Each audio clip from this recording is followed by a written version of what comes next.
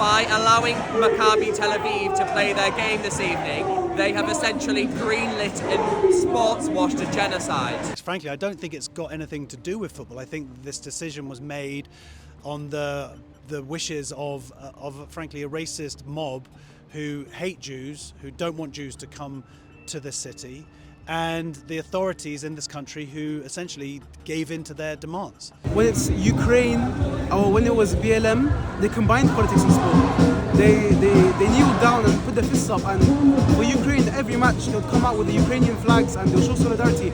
But when it's Palestine, it's not the same. They don't care. On November 6, Aston Villa faced one of their most controversial opponents in the UEFA Europa League. Their match against Maccabi Tel Aviv caused Villa Park to be declared a no-fly zone, an estimated 700 police officers to be deployed, police dogs, and 2 different protests.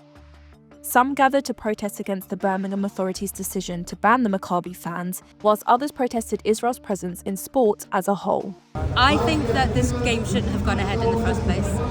Israel should not be allowed to participate. It's a genocidal, terrorist state. Why is it participating in anything? We should boycott Israel, we should divest from Israel, and we should sanction Israel. FIFA has still been complicit in the genocide and the occupation of the Palestinian people. By not kicking Israel out of FIFA and its sister body UEFA, they're allowing for them to economically benefit from being a part of the tournaments that take place.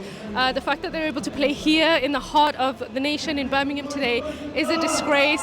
We've heard quite widely of all of the atrocities that the fans of Maccabi Tel Aviv have caused across Europe. In Amsterdam, speaking about death to the Arabs and targeting elderly across whilst rioting in Amsterdam. So of course we're quite worried about the people of Aston, but it's a bit wider than that. This is about directly being complicit in the occupation of a people that have been occupied for over a century. Our view is that what has been presented here as something to do with Maccabi Tel Aviv fans is actually really to do with Israel. So you're saying, why do I believe it should be separate? The implication of what you're saying, though, is that Israel is doing terrible things, and I am simply coming along and saying we should ignore the terrible things and allow people to participate in the arts and sport. But I don't agree. I don't agree that they're doing terrible things. I don't believe there is a genocide going on in Gaza. I think that's completely fabricated by all the institutions. I don't believe that the IDF are somehow the worst army in the world. I think ordinary people, Jews and Israelis, are quite entitled to be proud of their army and proud of their nation. When the announcement was made that the Birmingham Council and the police had banned the Maccabi Tel Aviv fans, I'm not into football at all, but for me that felt like a very slippery slope. Frankly, I don't think it's got anything to do with football. I think this decision was made on the wishes of frankly, a racist mob who hate Jews, who don't want Jews to come to the city, and the authorities in this country who essentially gave in to their demands. I read some reports from Sky this morning and a few other outlets. They said that the ban for the fans, they believe, was because of security issues, because obviously the domestic match was cancelled and then obviously what happened in Amsterdam, so you don't think it's linked to any of that? No, I don't think it's like any of that at all, because if it was, that their fans aren't here. Why are there 700, 1,000 police here?